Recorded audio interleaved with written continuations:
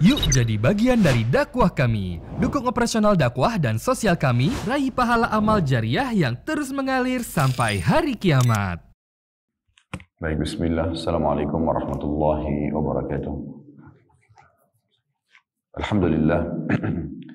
Kalimat suci dan mulia yang selalu kita ucapkan tentunya untuk Zat yang Maha Suci dan Maha Mulia, Allah Subhanahu wa Ta'ala.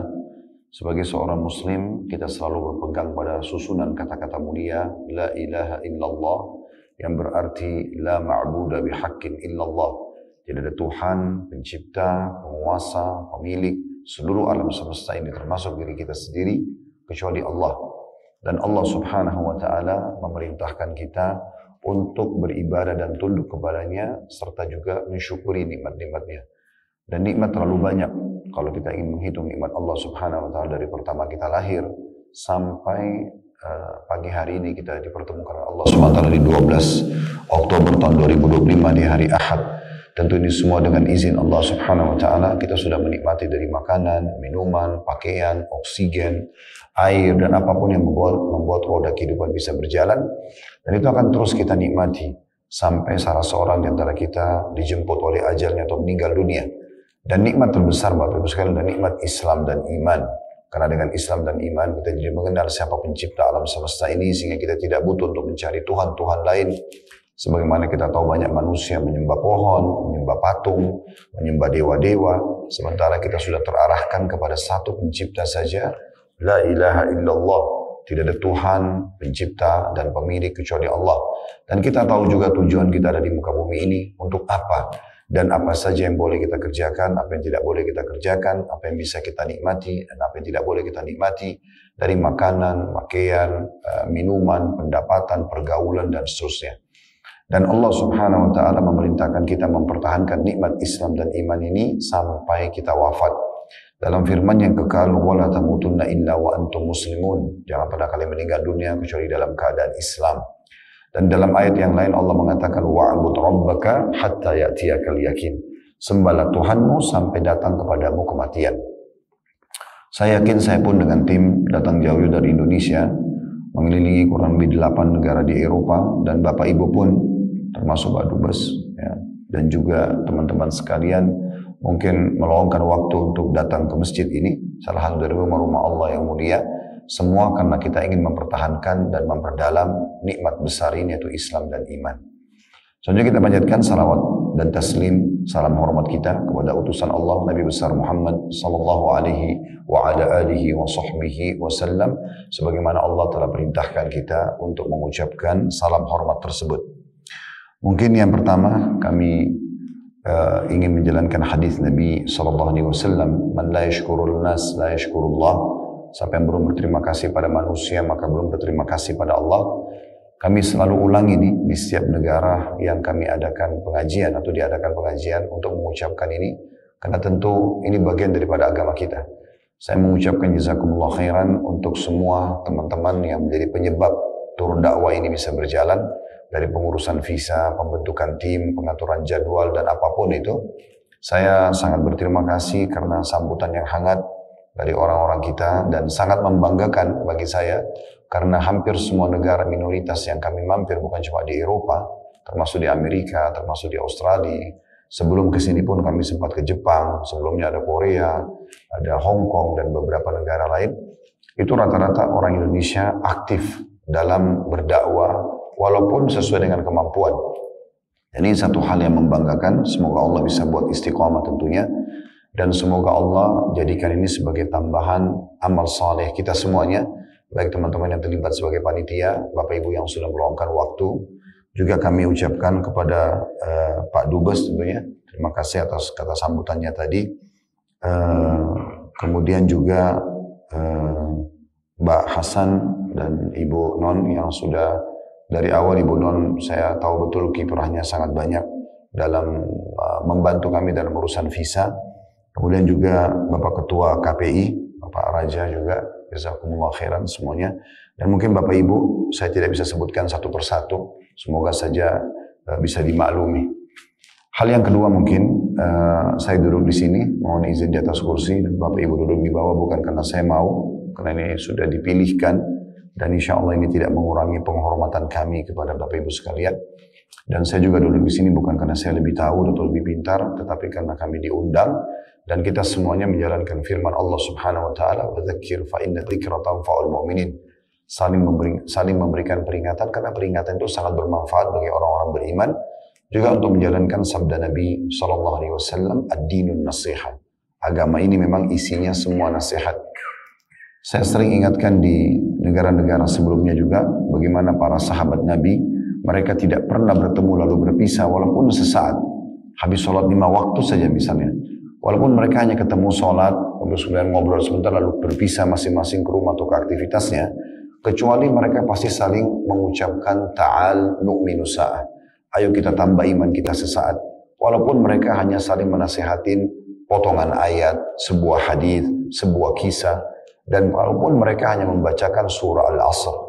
Wal asr, demi waktu kalian yang sangat terbatas di dunia, innal insana lafi khusr.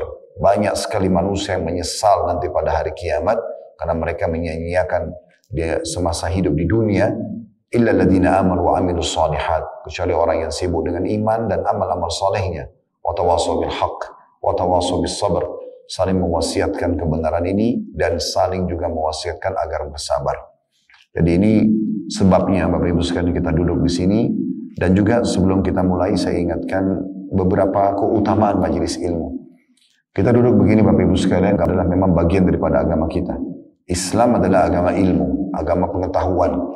Memang tidak ada satu detik pun dalam hidup kita kalau bisa kita lalui tanpa menambah edukasi pengetahuan, terutama berhubungan dengan masalah pengetahuan agama Allah Subhanahu wa taala yang diwajibkan bagi setiap muslim dan muslimah.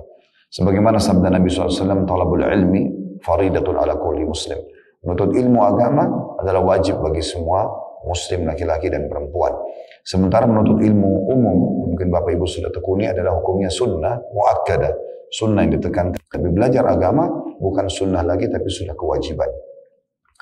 Jadi usahakan Bapak Ibu punya prinsip dasar dalam ilmu.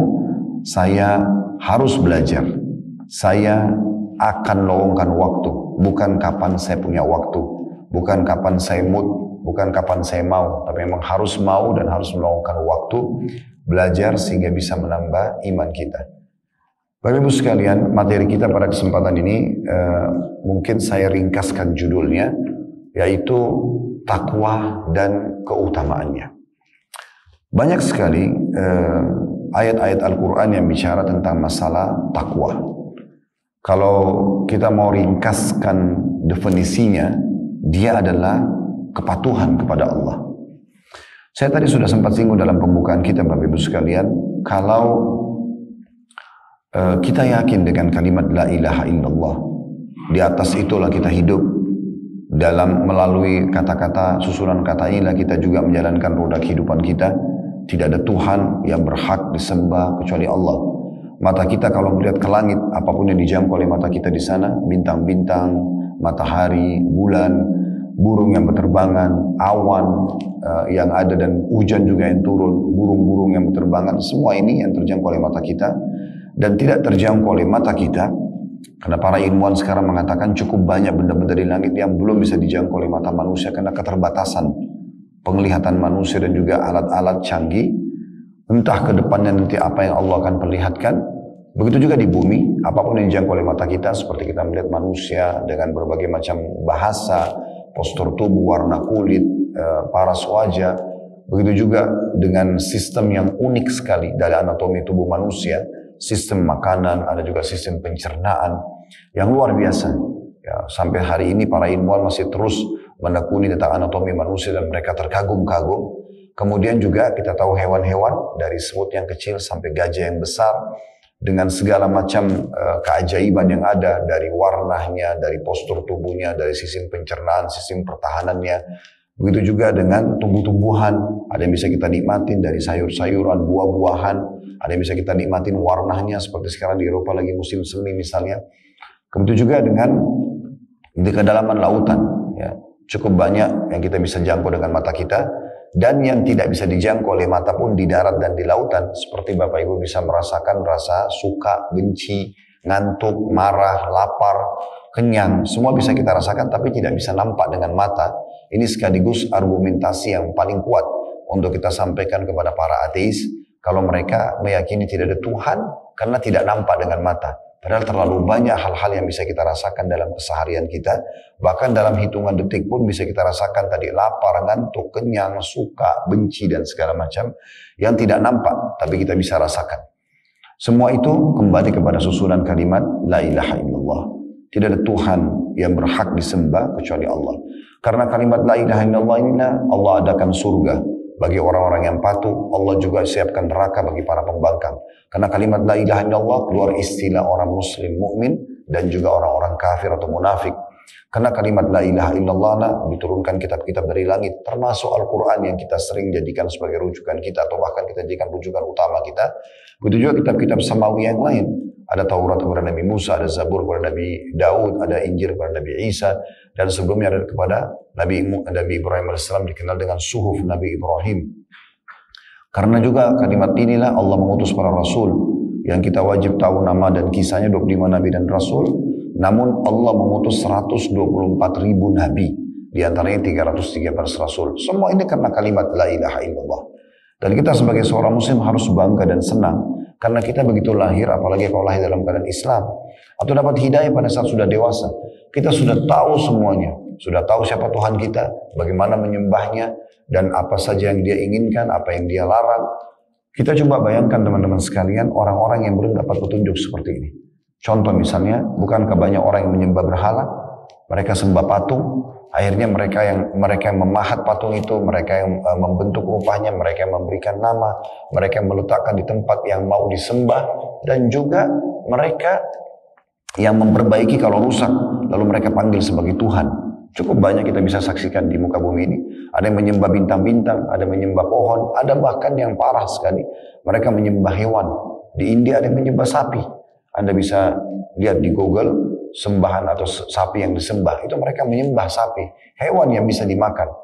Dan ini semua karena mereka tidak mengenal siapa Tuhan mereka. Kita sebagai seorang muslim benar-benar begitu lahir, kita bisa mempelajari dan tahu, oh ada Tuhan kita namanya Allah. Allah juga menciptakan para malaikat-malaikat, mengutus para rasul, menurunkan kitab, dan dijelaskan apa yang harus kita lakukan, apa yang tidak boleh kita lakukan, dan apa akhir daripada semua perjalanan hidup kita ini. Ternyata semua manusia sama, bayi, anak-anak, remaja, harapannya juga sama, hanya berumah tangga, mengejar prestasi dunia, kemudian tua, akhirnya meninggal dunia. Dan semua itu tidak berakhir sampai di situ, tapi akan ada hisab hari kiamat. فَمَنْ يَعْمَلْ مِثْقَالَ ذَرَّةٍ خَيْرًا يَرَهُ. Siapa yang berbuat seperti biji sawi dari kebaikan akan diperlihatkan dan diberikan balasan. وَمَنْ يَعْمَلْ مِثْقَالَ ذَرَّةٍ شَرًّا يَرَهُ. Siapa yang berbuat seperti biji sawi dari dosa dan pelanggaran juga akan diperlihatkan dan akan dihukum. Lalu ada surga, tempat kepemilikan abadi, dan tempat neraka bagi orang-orang yang membangkang. Kenapa saya katakan kepemilikan abadi? Karena di dunia kepemilikan kita sementara. Walaupun kendaraan, mobil, rumah, apa saja yang Bapak Ibu miliki, itu walaupun atas nama Anda pribadi tetap sementara. Kalau kita meninggal akan dibagi kepada ahli waris. Tapi di surga sekali kita masuk, Allah selalu ucapkan kata-kata setelah sebut surga, khalidina fiha. Kekal selamanya di sana. Kepemilikan sekali dapat istana di sana, selamanya milik kita. Pakaian selamanya. Semuanya akan menjadi selamanya dan tidak akan pernah pindah tangan kepada orang lain. Nah, sebagai seorang muslim kita dapat semua itu. Itu tadi pembukaan Bapak Ibu sekalian, supaya kita mengingatkan kembali tentang dasar akidah kita. Sekarang kita masuk ke inti bahasan masalah takwa. Tadi saya katakan takwa adalah patuh kepada Allah. Kalau kita sudah tahu Tuhan kita Allah, dan kita juga saya yakin datang ke sini karena kita tahu Tuhan kita Allah, pengajian ini yang membahas tentang Allah Subhanahu wa taala, maka kita butuh membahas bagaimana ketakwaan itu. Bagaimana sebenarnya definisi takwa dan juga keutamaannya. Dan bagaimana realisasi dalam kehidupan sehari-hari. Saya pernah coba mencari term atau potongan-potongan kosakata takwa dalam Al-Quran. Secara cepat saja, waktu itu saya cari, saya temukan lebih dari 200 potongan kata takwa dalam Al-Quran. Allah sebutkan lebih dari 200 potongan kata takwa dalam Al-Quran. Yang menandakan berarti betul-betul ini sangat penting untuk diperhatikan. Yaitu bagaimana ketaatan kita, kedisiplinan kita, konsistensi kita dalam mempertahankan hubungan baik dengan Allah Subhanahu wa taala. Sholat kita, puasa kita, zikir, berdoa, bakti sama orang tua, apa saja, semuanya itu adalah bentuk ketaatan dan kepatuhan kepada Allah. Kita khawatir untuk melakukan perbuatan dosa, takut berzina, takut mencuri, takut pendapatan haram, semua itu karena bentuk ketakwaan kita kepada Allah Subhanahu wa Ta'ala. Untuk lebih jelasnya, kita akan mulai dulu dengan keutamaan. Saran kami, Bapak Ibu sekalian, kalau Anda ingin rajin mengerjakan sebuah ibadah, maka Anda mencari tahu tentang janji Allah di ibadah itu.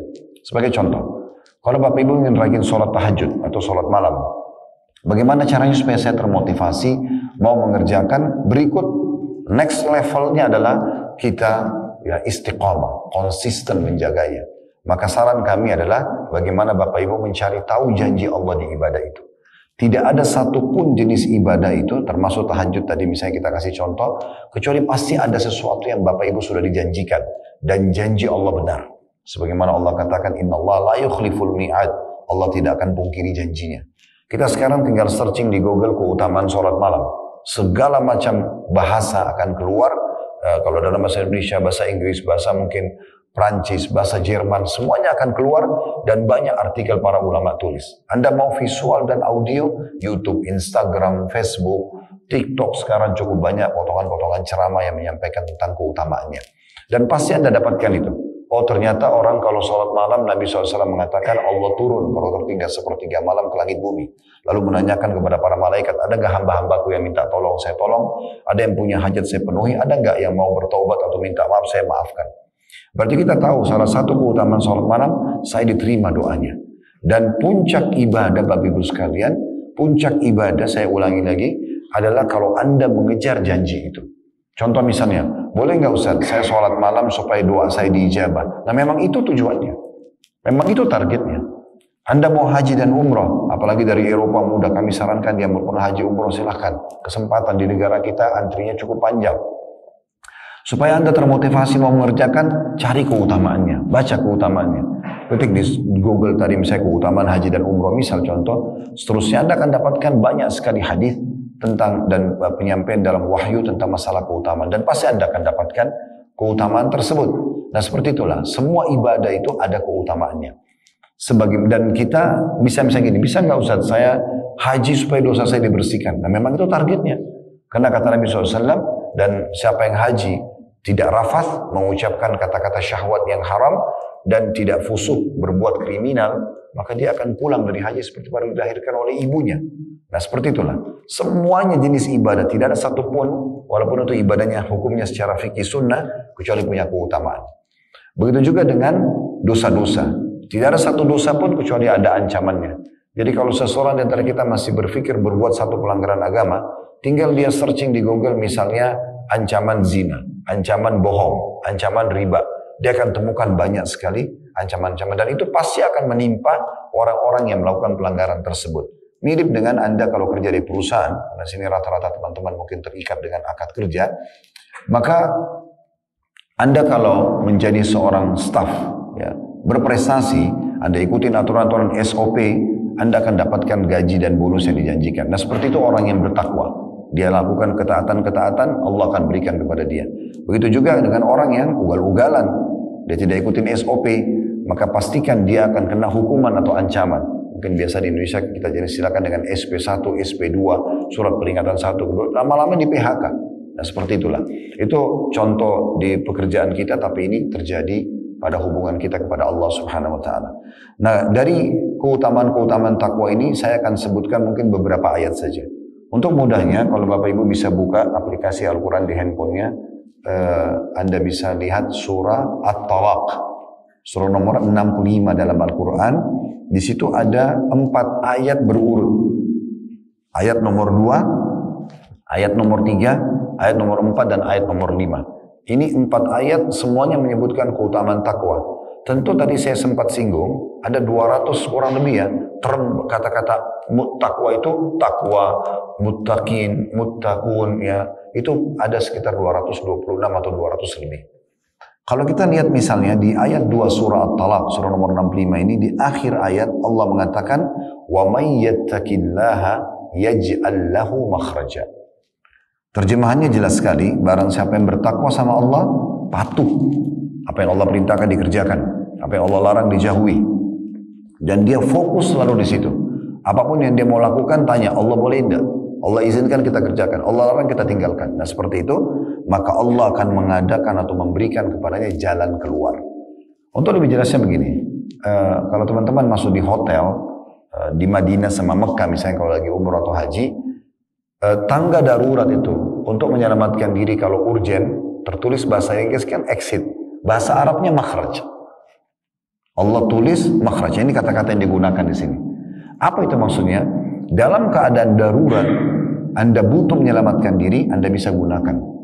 Dari mulai lift mati, misalnya tidak jalan listriknya, atau Anda terjadi kebakaran, gempa bumi, Anda bisa menyelamatkan diri dari tempat tersebut. Nah, Allah memberikan solusi atau keutamaan pertama, siapapun yang bertakwa sama Allah, Allah akan berikan kepadanya jalan keluar dari segala macam permasalahannya.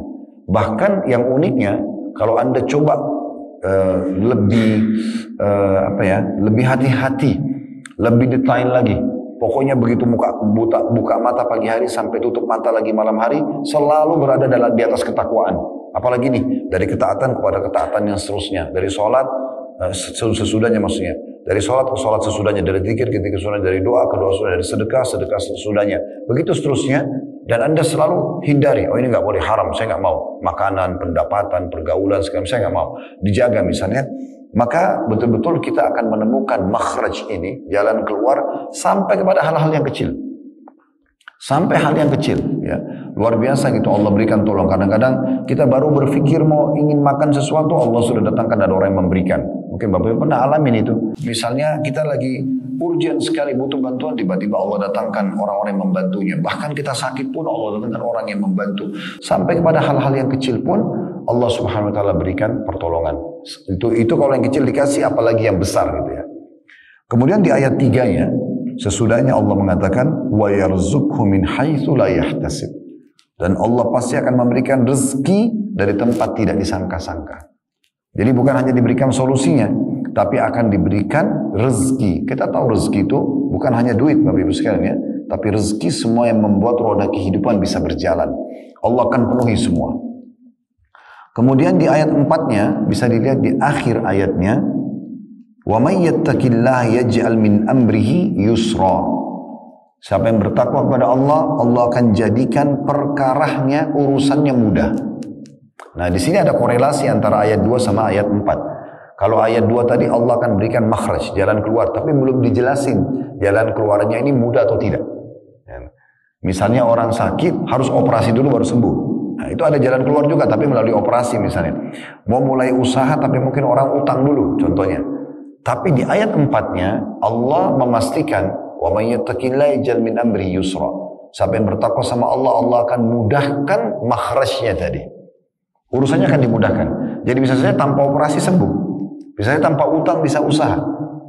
Dan di sini kata ulama adalah tergantung level daripada pendekatan diri dia kepada Allah. Makin bapak ibu ketat ya, pokoknya saya nggak mau tahu, saya nggak mau ketinggalan sholat malam, saya nggak mau ketinggalan sholat duha, saya nggak mau dan itu misalnya ibadahnya, dan saya tidak mau terus dalam dosa sekecil apapun, maka makin yusra, makin mudah urusannya. Nah seperti itu. Dan ini Anda bisa langsung praktikkan, bukan hanya teori, tapi ini janji langsung dari Sang Pencipta Allah Subhanahu Wa Taala. Kemudian di ayat selanjutnya, ya, di ayat 5-nya, di akhir ayat juga Allah mengatakan, وَمَنْ يَتَّقِ اللَّهَ يُكَفِّرْ عَنْهُ سَيِّئَاتِهِ وَيُعْظِمْ لَهُ أَجْرًا. Dan siapa yang bertakwa kepada Allah, maka Allah akan menghapus kesalahan-kesalahannya, pemutihan kesalahan. Tentu Bapak Ibu tidak asing kalau kerja di perusahaan, biasanya sebagian perusahaan itu memberikan pemutihan. Kalau pemutihan itu kita dapat dua hal ya. Kapan kesalahan kita dimaafkan teman-teman, kita dapat dua hal. Yang pertama, kita tidak akan dihukum karena sudah pemutihan ya. Dan yang kedua, fasilitas yang tertahan karena pelanggaran kita itu akan diberikan, kan gitu. Contoh misalnya kalau ada orang melakukan pelanggaran di perusahaan, kalau dia masih ada kesalahannya, maka dia masih harus menebus, kan gitu. Tapi di sini kalau diputihkan, itulah pembersihan dosa dengan istighfar dan taubat, berarti akan ada penghapusan hukuman sekaligus tentunya pengembalian fasilitas yang tertahan karena pelanggaran tersebut. Nah seperti itu kurang lebih gambarannya. Dan juga dikatakan serta Allah akan melipat gandakan balasannya. Jadi ini ayat-ayat Al-Quran yang luar biasa yang berbicara tentang masalah takwa itu sendiri. Kemudian selanjutnya juga Anda bisa lihat dalam surah Al-Imran di ayat 133-nya. Tentu di sini saya pilah-pilah saja karena melihat waktu kita ya. 133 ini Allah Subhanahu wa taala memastikan tentang masalah surga. Ya, itu dijanjikan yang merupakan balasan maksimal nanti di akhirat. Kita semua yang dulu majelis ilmu seperti ini, Bapak Ibu tutup auratnya, Bapak Ibu hati-hati dengan pendapatannya, Bapak Ibu mengerjakan ketaatan-ketaatan lah kepada Allah seperti haji, bakti sama orang tua. Semua ini targetnya kan karena ingin masuk surga. Dan kita hati-hati melakukan pelanggaran karena takut masuk neraka, itu sudah umum. Ya. Dan Allah mengatakan bahwasanya memang surga itu disiapkan untuk orang-orang yang bertakwa. Bisa dilihat surah nomor 3 ayat 133. Allah berfirman, "Wasari'u ila maghfiratin min rabbikum wa jannatin arduha as-samawati wal ardu iddat lil muttaqin." Dan berlumba-lumbalah kalian, bersegeralah kalian kepada ampunan Tuhan kalian. Jangan tunda taubatnya. Segera taubat, segera hijrah menjadi orang yang lebih baik dan lebih dekat sama Allah. Dan kepada surga yang luasnya seluas langit dan bumi. Nanti istana kita di surga bukan lagi 1000 kali 1000 meter. Ya. Saya datangkan istilah angka ini supaya tidak masuk akal kita gitu ya. Kalaupun manusia mendapatkan sekian ratus hektar tanah misalnya dan dia tinggali sebagai tempat tinggal itu nggak mungkin karena manusia paling butuh tempat tidur 1 kali 2 meter. Itu sudah cukup. Apalagi kalau 2 kali 2 meter king size ranjangnya sudah sangat cukup untuk tidur gitu kan. Tapi nanti akan diberikan seluas langit dan bumi. Lalu Allah bilang apa? Uiddat lil muttaqin. Semua itu hanya dijanjikan untuk orang-orang yang bertakwa. Jadi memang takwa ini yang merupakan kunci, kata kuncinya gitu ya. Orang patuh kepada Allah Subhanahu wa taala. Dan tentu teman-teman sekalian dari sisi lain kita tidak ada alasan untuk tidak patuh sama Allah. Apa masalahnya teman-teman tidak mau patuh kepada Allah? Apa masalahnya teman-teman belum mau hijrah untuk menjadi orang yang lebih dekat kepada Allah? Permasalahannya apa? Jadi kan? Sebab ada solusinya.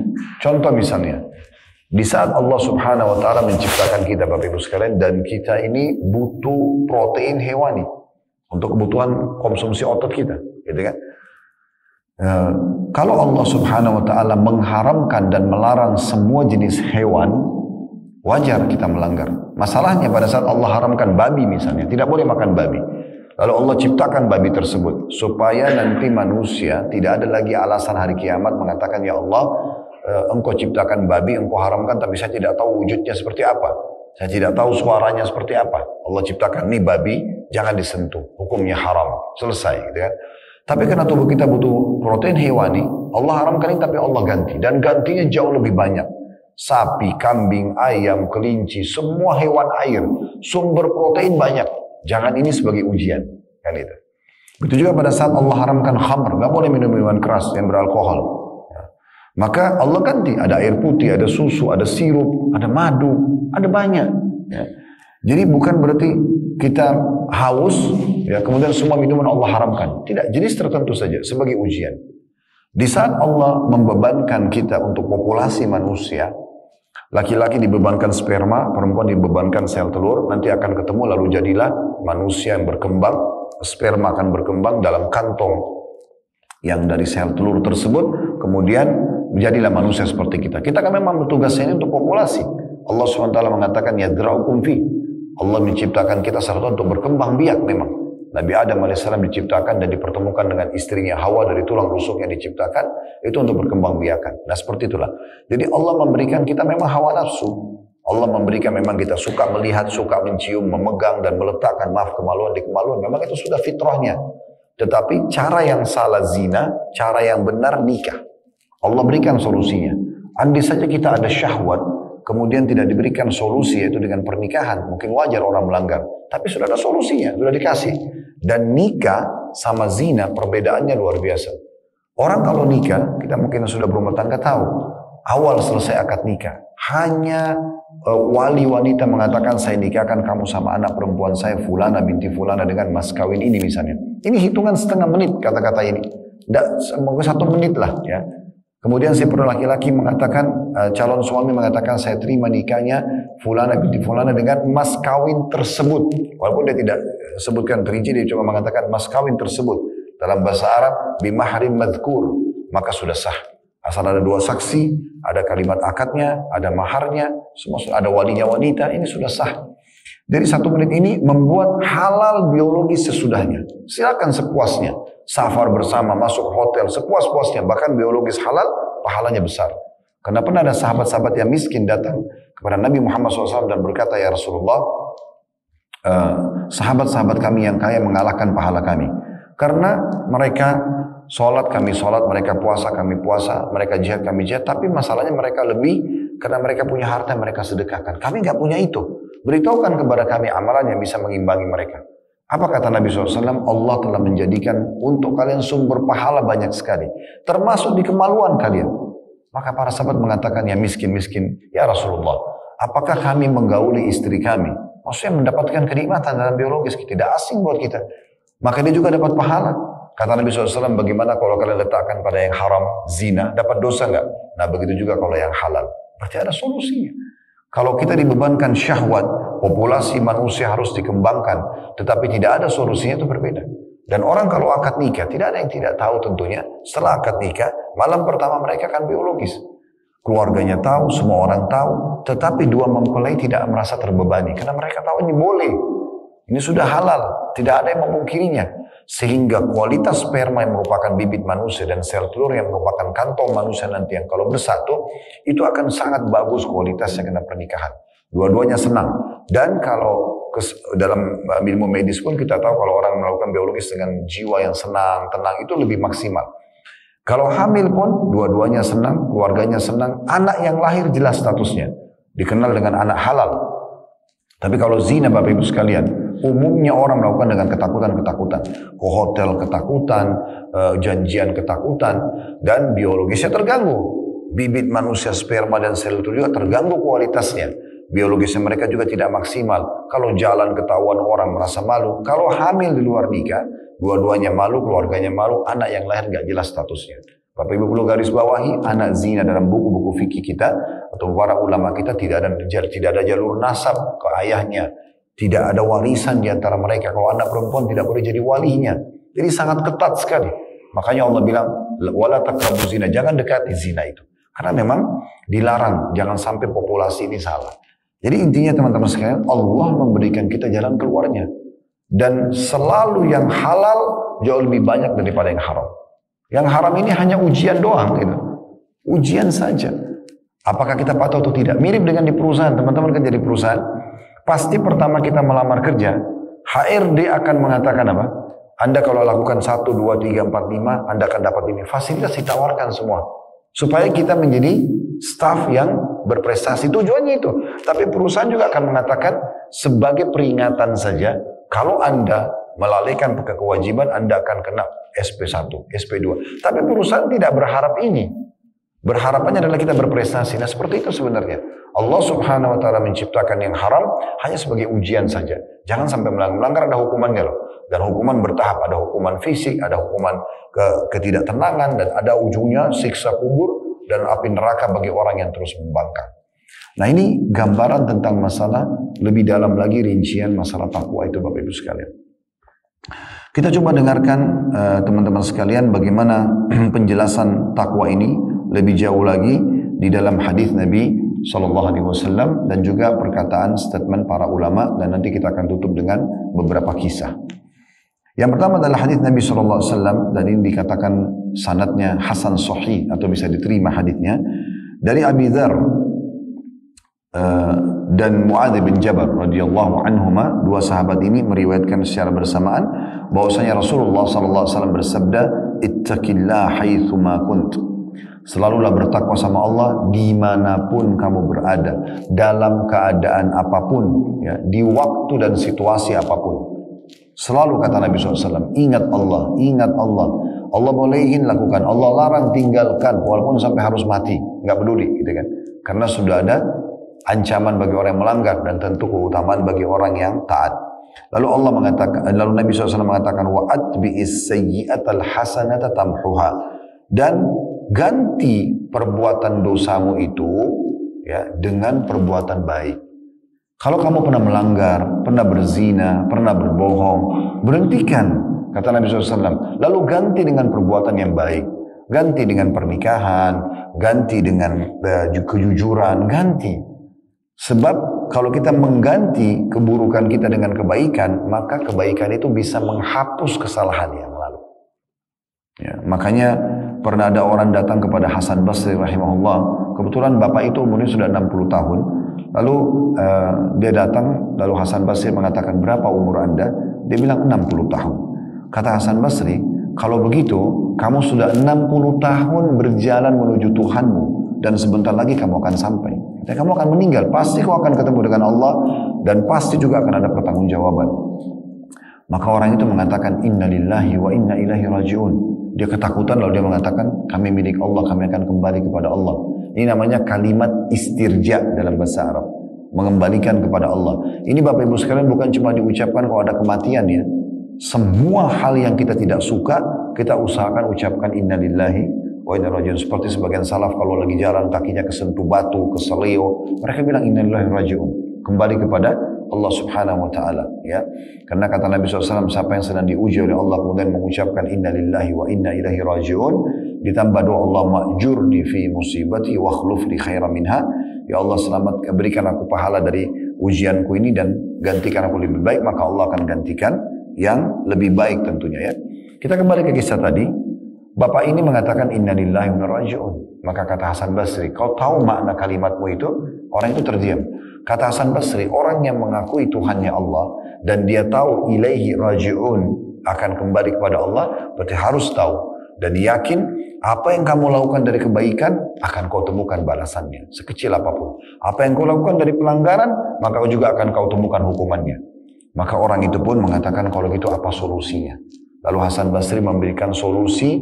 Ini kesimpulan daripada takwa itu. Maka Hasan Basri mengatakan, perbaiki sisa umurmu ke depan. Mulai sekarang, atbi'is sayyi'atal hasanah. Lakukan kebaikan sebagai ganti daripada keburukanmu yang lalu-lalu. Sisa umurmu pakai untuk itu. Sekarang mulai sholat, mulai ibadat, kerjakan dan maksimalkan dalam masalah itu. Maka pasti kebaikan itu akan menghapuskan kesalahanmu. Dan ketahuilah, ya, Allah akan maafkan kesalahanmu. Dan ketahuilah kalau kau tetap dalam pelanggaran-pelanggaranmu di umurmu sekarang ini, maka berarti Allah akan menghukummu apa yang kau langgar sekarang dan juga masa-masa lalu. Oleh karena itu teman-teman sekalian, wajar orang kalau memperbaiki, dan Nabi sudah bilang, bertakwa kepada Allah dimanapun kalian berada, dalam situasi dan kondisi apapun, serta juga selalu ganti keburukan itu dengan kebaikan. Kami sarankan juga di poin ini Bapak Ibu sekalian, kalau Anda baru mengenal Al-Quran, mohon maaf saya tidak nyinggung siapapun, kalau kebetulan pas keadaan Anda ya. Anda baru bisa baca Quran di umur 30 tahun atau 40 tahun, baru benar tajwidnya, baru benar makharij hurufnya, baru bisa bedain mana sin, mana shin, mana sod, mana dha, mana zal, mana zai. Karena ini kalau Bapak Ibu salah dalam penyebutannya, salah semua makna Al-Quran ya. Cara membaca idza zulzilatil ardu zilzalaha, pada saat bumi ini kami goncang dengan keras pada hari kiamat. Tentang hari kiamat dalam surah Zalzalah, kalau Anda baca isa sulsila, silsilah atau sulsila itu artinya bersambung-sambung, berubah makna. Anda kalau tidak benar baca Al-Fatihahnya, alhamdulillahi rabbil alamin, alhamdulillah ha. Ada beda antara ha, kha sama ha. Beda tiga ini. Penyebutannya beda. Alhamdulillah dengan sedikit keluar angin, artinya segala puji dan puja kehadirat Allah. Tidak bisa Anda ganti menjadi kha. Alhamdulillah, itu tidak bisa, berubah makna. Apalagi kalau Anda ganti dengan ha, alhamdulillah, itu berubah makna. Kalau pakai ha, tadi segala puji bagi Allah. Kalau pakai ha, alhamdulillah, itu artinya kematian. Berubah makna, ya. Rabbil alamin, alamin pakai ain, beda ain sama alif. Kalau Anda bilang Rabbil alamin, Tuhan alam semesta. Kalau Anda ubah ain menjadi alif, Rabbil alamin, Tuhannya orang-orang sakit. Berubah makna semuanya. Kalau Anda baru bisa baca Quran, makharijul huruf tadi, ini salah satu contoh saja. Kemudian tajwidnya di 30, 40, 50, 60 tahun Anda baru perbaikin, jangan wariskan ini pada anak-anak. Wariskan kepada mereka sesuatu yang baik. Anda sudah tertinggal dulu, jangan wariskan ketinggalan itu. Kalau perlu anak kita di 10 tahun, 20 tahun mereka sudah hafal 30 juz Al-Quran. Tutupi kesalahan kita, kekurangan kita dengan kebaikan di anak-anak. Jangan ada wanita hamil di luar nikah, lalu kemudian dia bilang sama anaknya, gak apa-apa kok nak, ibu juga dulu begitu. Ya. Atau ayah juga dulu begitu. Saya sering dengar di Indonesia ada bahasa begitu ya. Bahasa-bahasa seperti ini misalnya. Udahlah gak apa-apa puas-puasin mumpung masih muda. Puasin apa? Puasin dalam dosa, dalam maksiat. Kenapa diwariskan keburukan itu? Kenapa enggak ditutupin keburukan dia dengan kebaikan? Wariskan kebaikan pada anak-anak. Sayang sekali. Ya. Ini yang dimaksud dengan makna hadis ini. Lalu kata Nabi SAW, wa khaliqin nasa bi khuluqin hasan. Bi khuluqin hasan. Dan bergaullah dengan manusia mulai sekarang dengan akhlak yang baik. Santun, ramah, ya, sopan santun, ini semua dengan akhlak yang baik. Jujur, amanah, tanggung jawab, semua akhlak-akhlak yang baik. Kemudian ditanyakan kepada Nabi SAW dari hadits Abu Hurairah radhiyallahu anhu, dan ini dengan sanad sahih diriwayatkan oleh Ibnu Majah dan Tirmidzi, an aktsari ma yudkhilun nas an aktsara ma yudkhilun nas al jannah. Apakah amalan ya Rasulullah yang paling banyak membawa orang masuk dalam surga? Gampang banget, jalan tol VIP menuju ke surga. Maka kata Nabi SAW, taqwallah wa husnul khuluq. Selalu bertakwa sama Allah dan akhlak yang baik. Itu paling banyak membawa orang masuk ke dalam surga. Wa su'ila an aktsari ma yudkhilun nasan nar. Dan ditanya kepada Nabi SAW, perbuatan apa yang paling banyak membawa orang masuk neraka nanti di hari kiamat? Nyesal, disiksa. Qala al-fammu wal farj. Kata Nabi SAW, mulut seseorang karena nggak bisa kontrol lisannya, tiap hari gibah orang, gunjing orang, nyakitin orang, caci maki dan segala macam, dan juga kemaluan dia. Dia menyalahgunakan, berzina bukan menikah. Nah di sini kita bisa lihat dalam hadis ini Nabi SAW sudah memberikan kepada kita kata kuncinya, masuk surga memang dengan takwa kepada Allah dan juga akhlak yang mulia. Kemudian Hasan Basri menyebutkan tentang detail masalah takwa ini dalam statement beliau, al-muttaquna attaqu ma harramallah atau ma ya hurrima alaihim, tepatnya al-muttaqun ittaqu ma hurrima alaihim. Orang yang bertakwa sebenarnya dan sampai pada level tertinggi adalah mereka yang sibuk menjauhi secara ketat apapun yang telah dilarang atau diharamkan untuk mereka. Wa addau mafturida alaihim, dan mereka juga secara ketat betul-betul menjaga apa yang telah diwajibkan untuk mereka. Begitu juga Umar bin Abdul Aziz rahimahullah menjelaskan, laisat taqwallahu bisiyamin nahar wala biqiyamil lail. Bertakwa kepada Allah tidak cukup kalau seseorang itu hanya puasa di siang hari dan sholat malam di malam hari. Wat takhlitu fi ma baina dzalik, atau dia melakukan ya antara keduanya. Walakin taqwallah tarku ma harramallah, tetapi takwa disempurnakan dengan meninggalkan apa yang Allah larang. Wa ada'u maftaradallah, dan menjalankan apa yang Allah wajibkan. Faman ruzika ba'da dzalika khaira fa huwa khairun ila khair. Siapa yang sudah bertakwa sama Allah sehingga dia mengerjakan ketaatan dan dia menjauhi keburukan dan ada kebaikan-kebaikan tambahan yang dilakukan sesudahnya, maka itu tambahan kebaikan buat dia. Itu adalah tambahan kebaikan buat dia. Pada saat menafsirkan surah Al-Imran ayat 102, yang Allah mengatakan, ya alladzina amanu taqullaha haqqa tuqatih wa la tamutunna illa wa antum muslimun. Hai orang beriman, bertakwalah kepada Allah sebenar-benar takwa dan jangan kalian meninggal dunia kecuali dalam keadaan Islam. Abdullah bin Mas'ud radhiyallahu anhu mengatakan begini, ayyuta'a fala yu'sa. Maksudnya bertakwa kepada Allah sebenar-benar patuh adalah bertakwa kepada Allah, taat dan tidak pernah maksiat, ya. Kemudian dikatakan wa yudhkaru fala yunsa, dan selalu mengingat Allah, berzikir kepada Allah dan tidak melupakan Allah.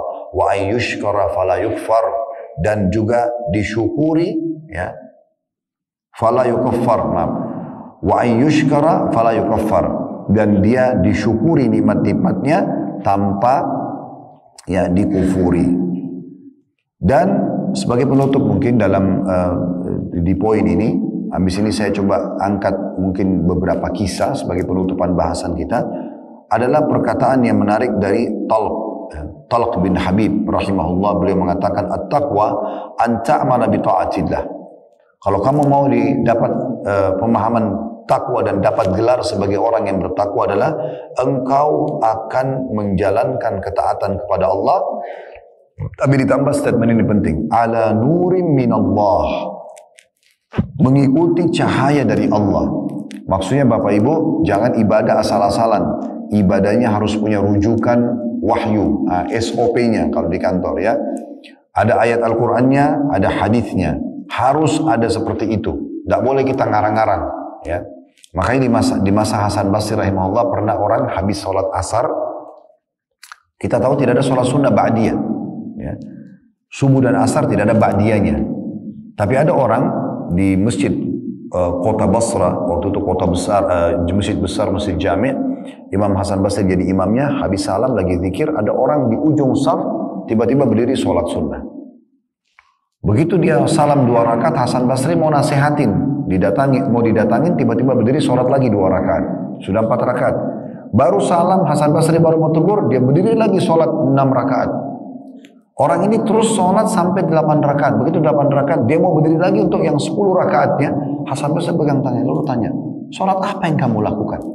Lalu orang itu mengatakan sambil marah, apakah Allah akan menghukumku karena aku sholat? Kata Hasan Basri, tidak.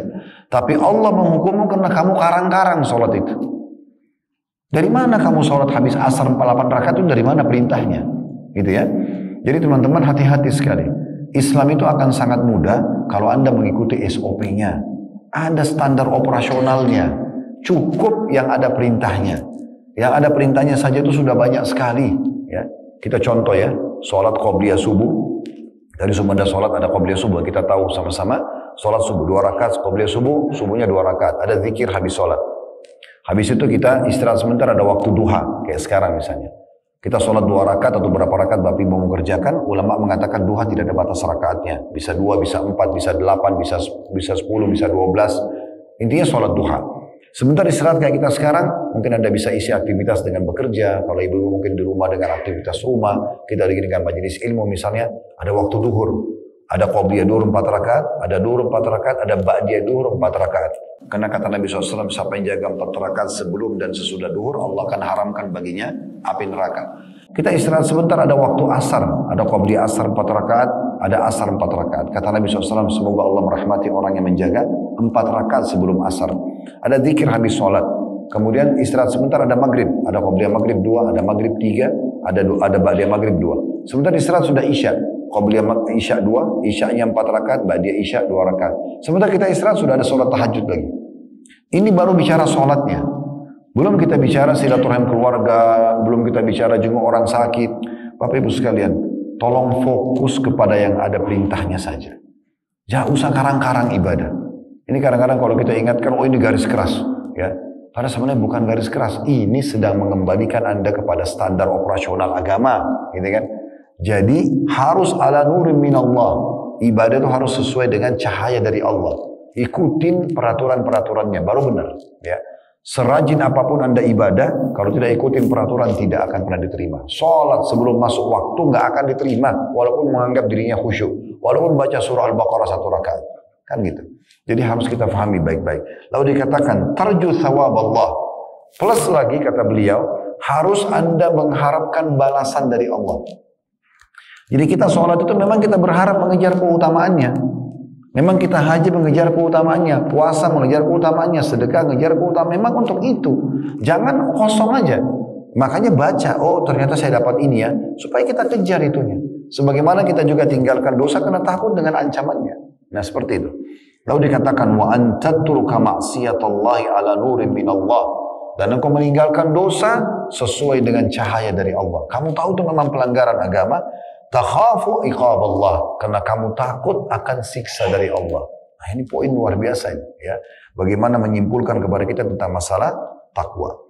Baik, karena kita akan buka sesi tanya jawab, saya akan coba masuk ke beberapa kisah Bapak Ibu sekalian yang saya ringkaskan supaya merealisasikan dan menyempurnakan bagaimana kejadian takwa itu kalau kita dalam kehidupan sehari-hari.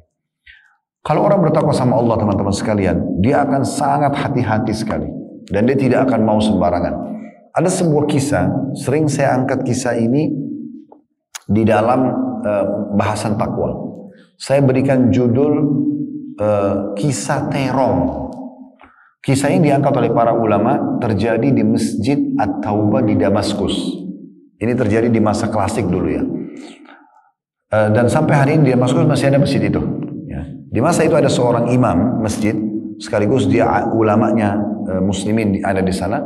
Kedatangan seorang anak muda dari luar kota Damaskus. Dia mengatakan, wahai imam, saya ini datang dari jauh, hidup saya susah, miskin, saya nggak punya apa-apa, saya tidak kenal orang-orang sini, tapi saya ingin sekali belajar agama. Boleh nggak saya numpang tinggal sama anda di masjid, saya siap disuruh apa saja, yang penting saya bisa belajar agama. Kata imamnya, baik silakan, tapi kau juga harus tahu, keadaan saya pas-pasan. Kalau kamu mau tinggal sama saya, hidup apa adanya. Yang saya makan, kamu makan, saya minum, kamu minum, saya nggak bisa beri lebih. Kata anak muda itu, baiklah. 3 bulan setelah berjalan kehidupan mereka, Bapak Ibu sekalian, anak muda ini bercerita. Dia bilang begini, guru saya ini sangat zuhud, orangnya sabar sekali. Kalau tidak ada makanan, beliau betul-betul tidak minta sama orang. Jadi kami sekarang dicerita itu sudah hari ketiga berpuasa. Dan kami buka sahurnya pakai kurma dan air putih, buka puasa juga sama. Tapi ini hari ketiga saya sudah benar-benar gak tahan lagi, sudah sangat lapar. Sementara guru saya sedang mengisi pengajian di masjid, saya tidak bisa lagi konsentrasi nangkap apa yang dijelaskan. Pikiran saya adalah bagaimana saya makan. Yang sudah sangat lapar. Di masa itu Bapak Ibu sekalian, ini kan masjid rupa masjid utuh ya. Saya Masya Allah belum lihat di Eropa seperti ini. Maka di masa dulu dinding masjid itu sama rumah orang bersatu. Dan umumnya dari pelapa-pelapa kurma. Dari batang-batang kurma. Ditebang atasnya, tebang akarnya, ditancapin, disatuin jadi kayak dinding gitu ya. Maka rumah sama masjid bersebelahan. Sebagian mungkin wilayah ada juga begitu ya. Intinya dia naik ke dinding masjid. Tujuannya ingin mencuri makanan di sebelah rumah, di sebelah masjid. Dia bilang, saya naik ke rumah pertama, saya lihat ke dalam, ternyata ada 3 orang muslimah yang sedang duduk dan mereka sedang menenun kain. Dan saya tidak, tujuannya bukan untuk melihat mereka. Nah dia tahu ini tidak boleh, tidak tutup aurat. Maka saya pindah ke rumah kedua dan saya ingin mencuri makanan di situ. Waktu saya tiba di atap rumah kedua, waktu itu atap orang masih dari pelapa kurma, daun-daun pelapa kurma, jadi masih bisa melihat. Dia lihat ke dalam, tidak ada orang, tapi ada bau masakan. Dia bilang, karena lapar saya turun dalam rumah tersebut, lalu saya masuk ke dapur, saya temukan ada panci yang sedang dipakai masak, ada pakai kayu bakar. Saya buka tutup panci tersebut, saya temukan ada 2 buah terong yang sedang dimasak dan sudah matang. Karena laparnya, saya ambil terong tersebut, lalu saya makan. Sementara dia bilang saya makan, tiba-tiba saya merasakan ada gejolak dalam hati, kerasaan takut. Ini takwa ya. Dia bilang saya takut. Bagaimana bisa syaitan berhasil membuat saya melakukan 3 dosa sekaligus. Masuk rumah orang tanpa izin, dosa. Mencuri, mengambil terong itu mencuri, dosa. Dan makan yang haram, di mulut saya sekarang ada haram. 3. Maka anak muda ini bilang, saya pun memuntahkan kembali, membuang kembali gigitan terong tersebut, walaupun saya dalam kondisi lapar sekali. Sebagian ulama menanggapi kisah ini mengatakan, andai saja dia makan mungkin sudah halal bagi dia, karena dia 3 hari nggak makan. Tapi dia mendahulukan ketakwanya sama Allah. Intinya Bapak Ibu sekalian, dia buang itu, dia kembali ke masjid. Dia bilang, saya kembali ke masjid dalam kondisi pikiran saya cuma di makanan. Begitu laparnya luar biasa. Kita semua bisa rasakan ya. Kalau kita sangat lapar, pikiran kita adalah bagaimana segera menghilangkan lapar tersebut. Dia bilang, guru saya lagi menyampaikan pengajian, saya tidak bisa lagi konsentrasi mendengarkan. Setelah semua bubar, ada satu wanita masuk ke dalam masjid menggunakan cadar, ngobrol sama guru saya. Saya nggak tahu apa yang diobrolin. Terus dia bilang, tiba-tiba setelah ngobrol, guru saya mengangkat kepalanya lalu memanggil saya. Begitu saya dipanggil mendekat, kata guru saya, apa kau sudah menikah? Lalu saya menjawab, belum. Lalu kemudian gurunya mengatakan lagi, apa kau ingin menikah? Kata anak muda ini, saya terdiam. 2 kali ditanya, terdiam. 3 kali ditanya, terdiam. Lalu yang keempat kali guru tanya, apa kau ingin menikah? Maka murid ini, yang tokoh kita yang cerita ini mengatakan begini. Dia bilang, guru, imam, anda tahu. Hidup saya setelah Allah subhanahu wa ta'ala bergantung pada anda. Apa yang anda makan, saya makan. Apa minum, anda minum. Sekarang sudah 3 hari kita nggak punya makanan. Dan kita puasa. Saya dari tadi ini kelaparan sekali. Maka bagaimana saya nanti memberikan nafkah buat istri saya? Maka kata gurunya, ini perempuan di sebelah saya yang bercadar, baru selesai masa iddah meninggal suaminya. Dan suaminya meninggalkan harta yang cukup. Dia masih muda, dia khawatir fitnah, maka dia minta untuk dicarikan jodoh. Apa kau bersedia? Laki-laki ini mengatakan, muridnya, iya. Perempuan ditanya, mau. Dipanggil walinya, perempuan tersebut, gurunya mengeluarkan 1 kendi dari ruangan masjid, lalu dijadikan sebagai maharnya. Terjadilah akad nikah yang cuma hitungan menit sebagaimana kita tahu. Selesai, karena wali wanita ada, panggil 2 saksi, ada mahar, ada kalimat akad, selesai. Selesai akad nikah, kata gurunya apa? Pulanglah dan tinggallah ke rumah istrimu. Nanti kalau ada kajian, ada butuh bantuan di masjid, kami akan memanggil. Maka pergilah dia. Dia bilang, saya jalan dalam kondisi seperti orang yang mimpi. Karena tiba-tiba sekarang sudah 1 suami. Perempuan ini masih asing, ngobrol aja belum. Gitu kan? Maka dia bilang, saya datang. Jalan. Rumah yang pertama saya masuk mau mencuri tadi ada 3 wanita tidak tutup aurat itu dilewatin. Tapi rumah kedua yang saya datang, tadi saya mencuri terong, istri saya berhenti lalu membuka pintu. Lalu dia mengatakan, masuklah suamiku, ini rumah kita. Dia bilang, saya masuk rumah tersebut dalam kondisi saya bertanya-tanya, melihat atapnya. Ini benar rumah tadi yang saya masuk. Istrinya bilang, tadi saya dengar Anda sudah 3 hari nggak makan, mau makan? Dia bilang, iya. Istrinya ke dapur, ditemukan panci yang terbuka, terong yang sudah digigit. Ini bukan kisah karang-karang, ini kisah nyata dianggap oleh para ulama. Maka istrinya spontan mengatakan, siapa yang memakan terong saya? Kata suaminya, duduklah di sini. Demi Allah begini ceritanya. Saya lapar, 3 hari nggak makan, saya manjak di dinding saya sampai saya makan terong kamu ini, saya yang makan itu. Tapi demi Allah, saya membuang gigitan saya di lantai dapur kamu yang masih belum kering, itu karena saya takut pada Allah. Maka wanita ini, Bapak Ibu sekalian, ini kalau muslimah seperti iman ini luar biasa. Dia mengucapkan kata-kata kata para ulama, kalau ini harusnya diukir pakai ukiran emas. Wanita ini yang sekarang jadi istri laki-laki ini mengatakan, Anda meninggalkan segigit, ya, sepotong makanan yang haram, Allah jadikan terong itu makanannya, pancinya, dan rumah yang dipakai masak, serta pemilik rumahnya jadi milik Anda sekarang. Allah subhanahu wa ta'ala kalau datangkan makhraja, jalan keluar itu luar biasa. Asal Bapak Ibu mau tinggalkan aja yang haram. Jadi setiap ada penawaran, ini kalau bahasa sesuai mudah difahami, proposal syaitan, ya. Karena syaitan tawarin proposal untuk menipu, untuk ini, jangan diiyakan. Tugas kita tolak gitu ya. A'udzubillahi minasyaitonirrajim. Itu kalau kita tolak Bapak Ibu sekalian, pastikan di ujung daripada penolakan terhadap dosa itu ada sesuatu yang Allah janjikan yang besar. Makanya Allah bilang diberikan makhraja, jalan keluar, wa yarzuqu min haitsu la yahtasib, akan diberikan dari tempat tidak disangka-sangka. Nah, semua ini Bapak Ibu sekalian adalah hal yang sangat mendasar tentunya, sangat mendasar. Baik, mungkin masih ada 4 menit, saya akan tambah dengan kisah yang lain, karena kita akan coba sampai jam 12 materinya. Kisah yang lain Bapak Ibu sekalian dinukil, ada seorang da'i dari Saudi, beberapa waktu lalu, beliau melakukan perjalanan ke Mesir, untuk dakwah tentunya ya. Dia cerita, dia bilang, setelah saya selesai tur dakwah di beberapa kota di Mesir, saya kembali ke kota Kairo, di tengah malam.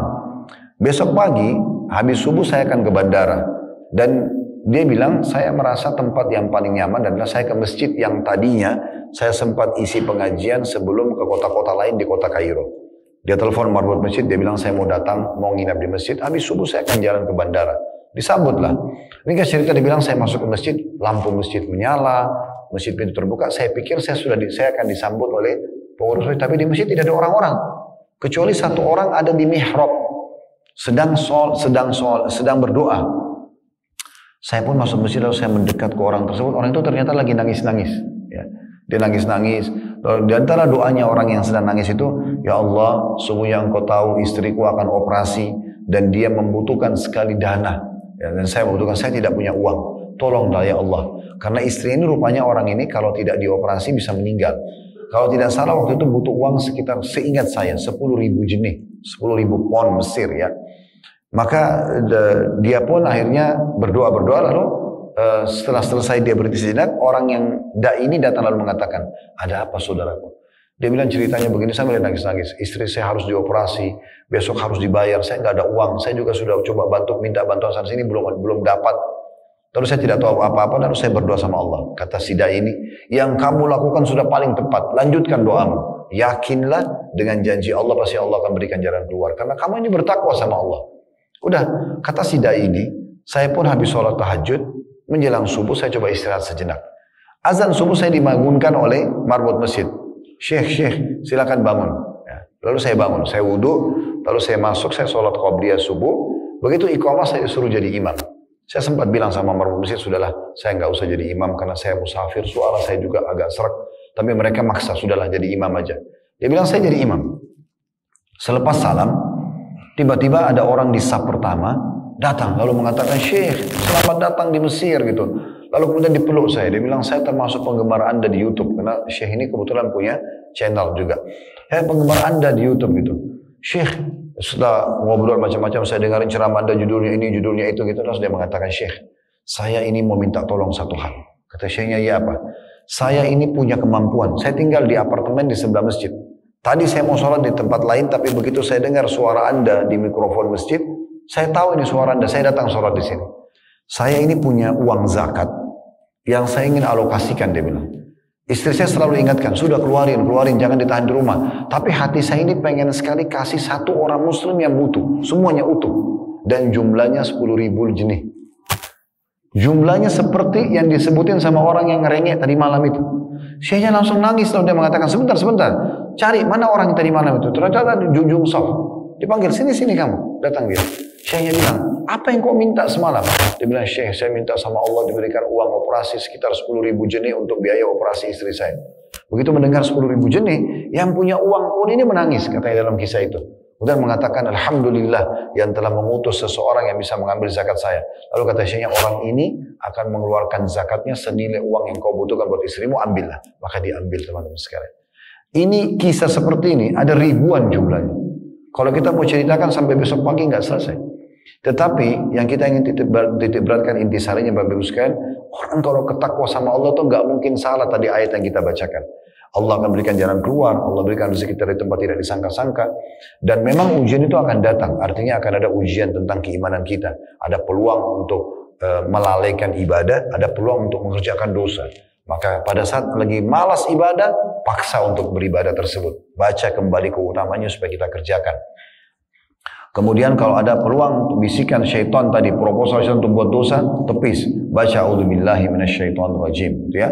Dan ingat, saya sebagai penutup ingin mengingatkan ada satu statement yang pernah saya dengar di negara kita ya. Mungkin Bapak Ibu pernah dengar juga, syaitannya kuat nih. Ya. Pernah dengar nggak? Hah? Atau tidak ada dukungan saya di Jenewa ini? Saya pernah dengar beberapa kali. Ya. Jadi sebenarnya statement salah Bapak Ibu sekalian. Syaitan tidak kuat. Syaitan itu sangat lemah. Ya. Yang membuat kuat itu Anda. Sebenarnya syaitan tidak kuat. Sekarang buktinya, mana syaitannya? Kalau Bapak Ibu seperti itu sama syaitan kuat, kira-kira Bapak Ibu masih bisa duduk dengan pengajian begini? Kita masih bisa sholat? Kita masih bisa berumah tangga? Nggak ada yang bisa kita lakukan. Syaitan akan belenggu kita semuanya. Tapi Allah mengatakan, Inna kaida syaitani kana dha'ifa. Tipu daya syaitan itu lemah. Dia cuma bisikin doang. Dia cuma ajak. Kita mau ikut atau tidak itu terserah kita sebenarnya. Apalagi kalau Bapak Ibu rasa sudah ada godaan mau melanggar agama, a'udzubillahi minasyaitonirrajim. Aku berlindung kepada Allah yang dari syaitan yang rajim. Di Al-Quran terjemahan kita terkutuk. Kalau makna letter rajim itu dipanah dengan panah-panah api. Anda hafal surah Al-Mulk ya. Waja'alnaha rujuman lisyayatin. Dan kami jadikan bintang-bintang sebagai rajam.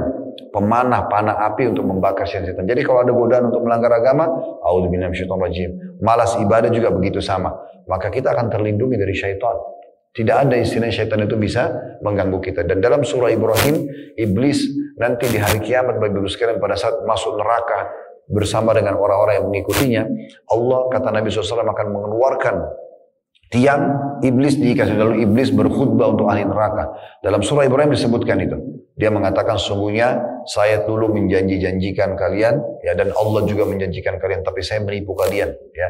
Jangan kalian salahkan diri saya, salahkan diri kalian sendiri, karena saya hanya mengajak kalian, membisikkan kalian, tapi kalian yang mengikutinya.